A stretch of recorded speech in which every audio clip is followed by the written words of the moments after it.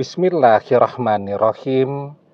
Assalamualaikum warahmatullahi wabarakatuh. Bapak-bapak, ibu-ibu, mas-mas, mbak-mbak, khususnya adik-adikku sekalian yang dirahmati Allah dimanapun Anda berada. Kembali di IIP Channel bersama saya, IIP Wijayanto. Kali ini kita akan membahas tema 3 sebab mantan trauma untuk kembali kepadamu. Nah, jadi trauma itu adalah keadaan psikologi seseorang akibat pengalaman-pengalaman buruk yang pernah dia rasakan di waktu yang lampau. Ada 3 sebab ketika orang tidak mau kembali, bahkan tidak mau lagi ketemu, meskipun dia masih mencintai. Ya, kok bisa dia masih mencintai? Tandanya apa? Tandanya dia belum bisa membuka hati kepada orang lain sebaik apapun orang itu. Dia belum bisa pindah ke lain hati seindah dan semempesona apapun orang yang datang ke dalam kehidupannya.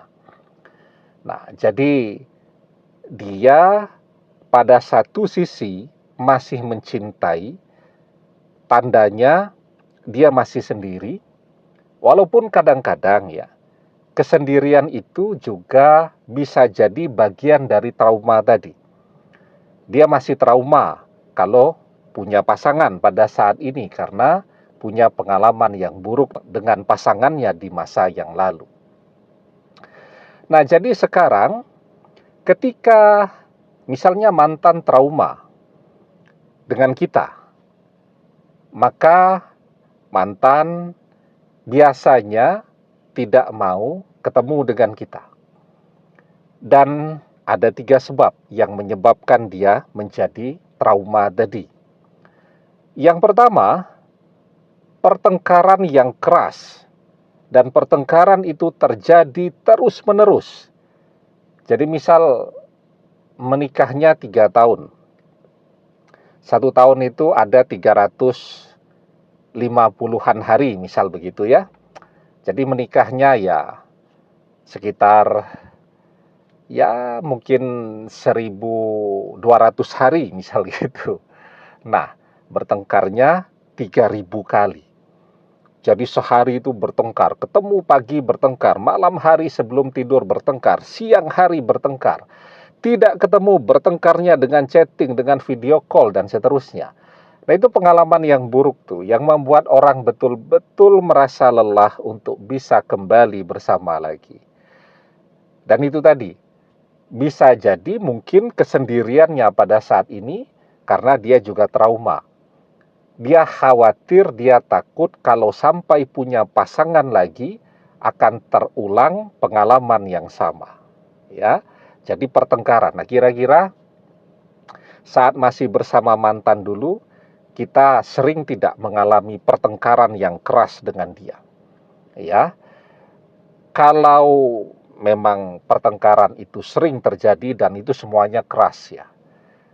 Suami istri bertengkar, seharusnya kan itu menjadi rahasia rumah tangga. Ini tetangga satu RT tahu semua. Kalau sudah bertengkar, piring, gelas, semuanya terbang kemana-mana. Sehingga suaranya terdengar semua. Apalagi kalau orang tinggalnya di perumahan yang padat penduduknya, yang antar satu rumah dengan rumah yang lain, itu jaraknya juga dekat-dekat, bahkan bersebelahan tembok ya. Itu yang kemudian akan membuat orang menjadi trauma. Kemudian yang kedua, dia mendapatkan sikap yang kasar terhadap dirinya. Ya, sifat yang keras dan kasar, nah, dari pasangannya, dan kemudian itu yang dia rasakan. Ada orang yang ngomongnya memang keras ya, tetapi konten yang dia omongkan itu semuanya sesuatu yang indah dan baik-baik saja.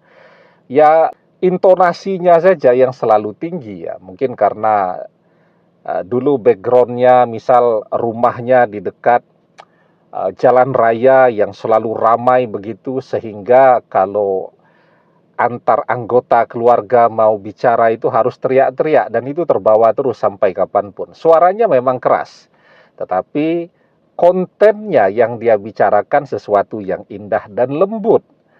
Tetapi ada orang yang uh, cara dia bertutur itu lembut tetapi menyakitkan hati, nyelekit begitu ya.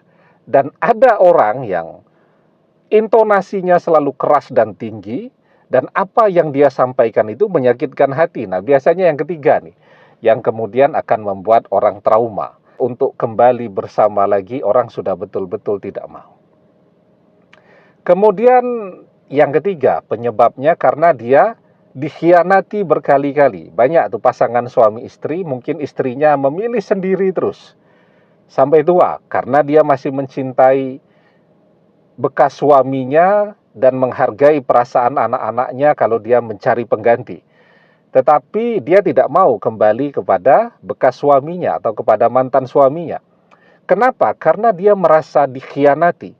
Satu kali dikhianati dia masih memahami, 2-3 kali lah, tetapi ini sudah berkali-kali pengkhianatan itu dia rasakan.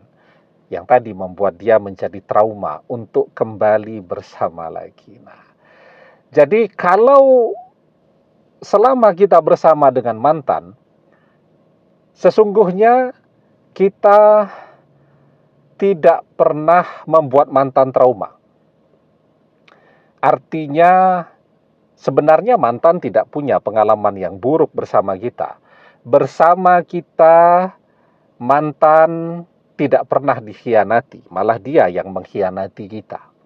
Bersama mantan, dia juga tidak pernah merasakan sifat yang keras dan kasar dari kita. Dan tidak pernah bertengkar, atau jaranglah bertengkar itu. Tahu-tahu saja mantan sudah mengkhianati kita. Nah, kalau mantan tidak pernah mengalami pengalaman buruk seperti ini, peluang mantan kembali kepada kita amat sangat besar ya.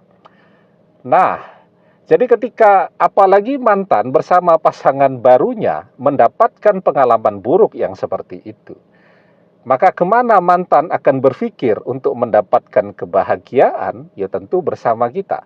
Ketika bersama kita, dia menjalani pengalaman-pengalaman yang indah. Nah, jadi ketika sepasang, misal suami istri itu bertengkar ya, memang diam itu menjadi lebih baik. Karena dengan diam ketika pasangan sedang marah-marah itu, nah itu akan membuat situasi kemarahan tadi menjadi segera reda kembali. Maka kita diajarkan di dalam sebuah hadis, man kana yu'minu billahi wal yaumil akhir falyakul khairan aw liyasmut. Barang siapa yang beriman kepada Allah dan hari akhir, hendaklah dia berkata yang baik-baik. Dan jika tidak bisa, maka diam itu menjadi lebih baik. Demikian, semoga bermanfaat. Wallahu a'lam bissawab, billahi taufik wal hidayah. Assalamualaikum warahmatullahi wabarakatuh.